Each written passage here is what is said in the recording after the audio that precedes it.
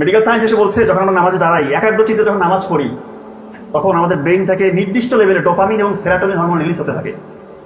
আমাদের সারাদিনের এই যে কর্মব্যস্ত জীবন, আমাদের কত দুশ্চিন্তা, হতাশা, ডিপ্রেশন, অ্যাংজাইটি, স্ট্রেস, এগুলো কমতে থাকে যখন একজন বান্দা সহিভাবে নামাজ পড়ে। বিজ্ঞানের প্রমাণ করছে, যখন আপনি রুকুতে যাবেন, সেজদায় যাবেন, আপনার ব্লাড সার্কুলেশনটা এমন ভাবে ব্রেইনের মধ্যে যায়, আপনি শীতল হয়ে যান, আপনার স্ট্রেস আল্লাহর মতো কমতে থাকে। যদি ঠিক মতো নামাজ আদায় করেন, আপনার শরীরের বিভিন্ন, বলেন অনেকে হাঁটু ব্যথা, কোমর ব্যথা, জয়েন্টে ব্যথাগুলো থাকবে না। বিভিন্ন রকমের আর্থ্রাইটিক পেইন থেকে আপনাকে রিলিফ পাবেন আপনি ইনশাআল্লাহ। হার্টের যে সিস্টোলিক ডায়াস্টোলিক ব্লাড প্রেশার আছে, সেটা কন্ট্রোলে থাকবে। আপনার ব্লাডের মধ্যে গ্লুকোজ লেভেল কন্ট্রোল থাকবে। এটা বিজ্ঞানীরা বলছে, আমি বলছি না। তো লাভটা কিন্তু আলটিমেটলি আমারই, কিন্তু আমাদের নিয়তটা ঠিক হতে হবে। আমাদের নিয়ত থাকবে আল্লাহকে রাজি খুশির জন্য করছি, ঠিক কিনা? এটা আমাদেরকে করতেই হবে। তো অনেকে বলে যে নামাজে দাঁড়াই, মনোযোগ আসে না, দুশ্চিন্তা, যত রকমের চিন্তা এসে নামাজের সময় এসে চেপে ধরে। মনে হয় চিন্তার জটগুলো খুলতে থাকে নামাজে দাঁড়াইলে।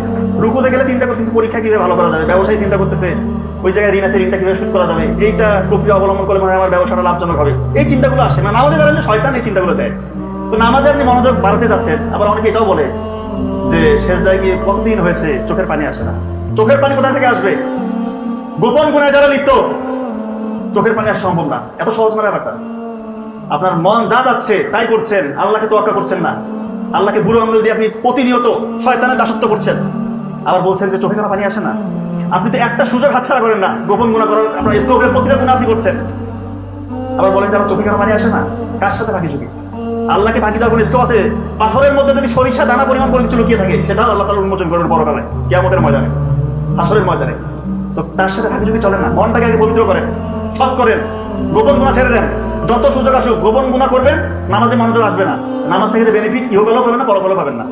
নামাজ আমরা কেন পড়ছি? বেসিক্যালি এটা দেখেন তো, আমরা আমাদের বাপ দাদারা নামাজ পড়ছিল মুসলিম ধর্মে, আমাদের এই ধর্মে গ্রহণ করছি আমরা ইসলাম, আমাদের যে পরিবার মুসলিম ছিল বলেই আমরা আজকে মুসলিম।